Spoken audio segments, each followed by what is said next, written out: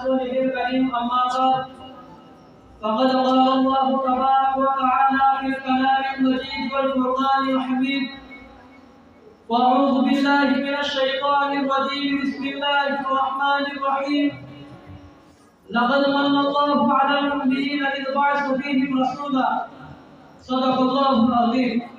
حضرات گرامی، میرا دعویٰ اور عقیدہ ہے کہ حضور علیہ السلام کی طرف جس چیز کی نسبت ہوگی اگر میں اس کا ذکر کروں تو یہ بھی نبی علیہ السلام کی سیرت ہے۔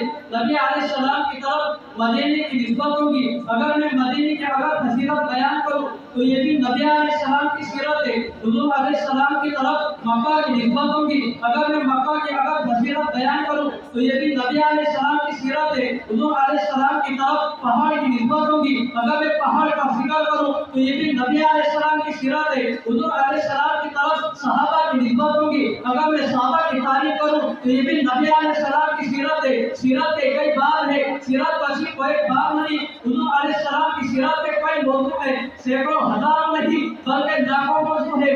اس پیغمبر کو دیکھو جس پیغمبر کی عظمت کا ٹھکانا کوئی نہیں، مثال کوئی نہیں۔ توجہ کرے، میں آپ کو سیرت پیغمبر کا ایک پہلو بتانا چاہتا ہوں۔ مسلمانوں کا ایمان ہے حضور علیہ السلام کا عشق سے بہتر کسی کا عشق نہیں۔ اہل سنت کا ایمان ہے، سیپا صحابہ کا ایمان ہے، حضور علیہ السلام کا عشق بنیاد ہے۔ یہ میں نہیں کہتا بلکہ قرآن کہتا ہے قل ان کنتم تحبون اللہ فاتبعونی یحببکم اللہ۔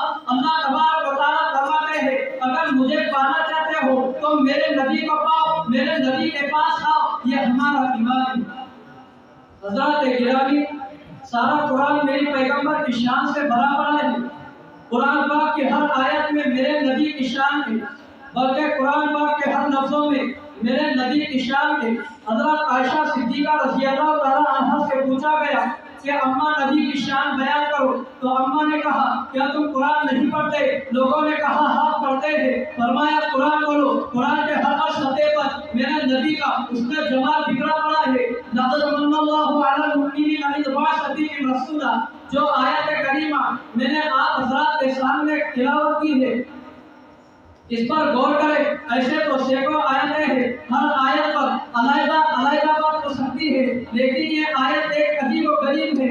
لقد من اللہ علی المؤمنین اذ بعث فیہم رسولا، اس میں کوئی شک نہیں، اس میں کوئی شبہ نہیں، اس میں کوئی ریب نہیں، اس میں جو آگے بات آ رہی ہے لقد من اللہ نے احسان جتلایا۔ میں حیران ہوا، اللہ تو بہت وسیع ہے، وہ احسان کیسے جتلاتے ہیں؟ لیکن میں نے پہلی کتابوں کو دیکھا، میں نے توریت کو دیکھا، میں نے انجیل کو دیکھا، میں نے زبور کو دیکھا، اللہ نے کہیں بھی احسان نہیں جتلایا۔ شجر و حجر کو دیکھا، اللہ نے احسان نہیں جتلایا۔ سمندروں کو پیدا کیا، اللہ نے احسان نہیں جتلایا۔ آدم علیہ السلام سے لے کر عیسیٰ تک تمام انبیاء پیدا کیے، اللہ نے احسان نہیں جتلایا۔ لیکن وہ کون سی بات ہے جس پر ساری کائنات کا خدا احسان جتلا رہا ہے؟ وہ بات بھی نرالی ہوگی، وہ توبہ بھی نرالا ہوگا، وہ چیز بھی نرالی ہوگی۔ اتنا بڑا خدا کائنات ساری بناتا ہے لیکن احسان نہیں جتلایا۔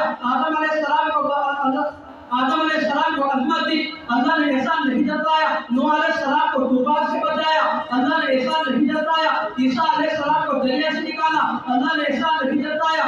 یعقوب علیہ السلام کو 40 سال اڑا کر بیٹا دیا، اللہ نے احسان نہیں جتلایا۔ انبیاء علیہ السلام کو عظمت بخشی، اللہ نے احسان نہیں جتلایا۔ بنی اسرائیل کے انبیاء کو حکومت بخشی، اللہ نے احسان نہیں جتلایا۔ اور میں اس سے بھی آگے چلتا ہوں، موسیٰ علیہ السلام کو توریت دی، اللہ نے احسان نہیں جتلایا۔ عیسیٰ علیہ السلام کو انجیل دی، اللہ نے احسان نہیں جتلایا۔ داؤد علیہ السلام کو زبور دی، اللہ نے احسان نہیں جتلایا۔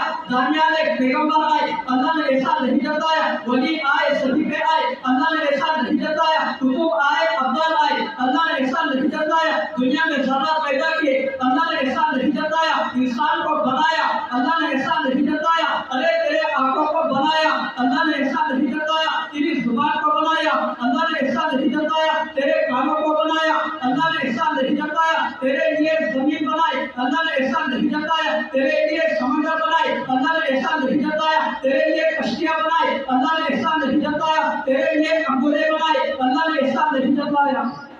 کائنات کا ذرہ تیرے قدموں میں لا کر رکھ دیا، اللہ نے احسان نہیں جتلایا۔ لیکن جب تورات اتری تو حضرت موسیٰ علیہ السلام کو حکم دیا گیا کہ تم دور پہاڑ پر جاؤ 40 दिन इबादत करो, फिर मैं किताब दूंगा। हज़रत मूसा अलैहिस्सलाम तो कोई दूर पड़ गए, 40 दिन इबादत करते रहे, फिर तौरात मिली, इंजील हज़रत ईसा अलैहिस्सलाम को दी। कहा कहते ईसा अपने इबादत खाने से बाहर ना जाना, मैं तुम्हें यह किताब दूंगा। जब ज़बूर उतरी तो हज़रत दाऊद अलैहिस्सलाम को हुक्म दिया गया कि दाऊद तुम अपने माबद खाने में बैठ जाओ, 4 दीवारी में बंद हो जाओ, अपने घर में बैठ जाओ, मैं तुम्हें यह किताब दूंगा। लेकिन जब मेरे नबी पर कुरान शरीफ उतारने का वक्त आया तो मेरे नबी को खुदा ने पाबंद नहीं किया। मेरा नबी मक्का में था, कुरान भी मक्का में भेज दिया। मेरा नबी मदीने में, कुरान भी मदीने में, मेरा नबी मक्का में, कुरान भी मक्का में, मेरा नबी बासा में तो कुरान भी बासा में, मेरा नबी गलियों में, कुरान भी गलियों में, मेरा नबी उहद में, कुरान भी उहद में, मेरा नबी बदर में तो कुरान भी बदर में। हत्ता कि मेरा नबी हज़रत आयशा के बिस्तर पर तो कुरान भी हज़रत आयशा के बिस्तर पर। वाक़िअ दावाना अल्हम्दुलिल्लाहि रब्बिल आलमीन।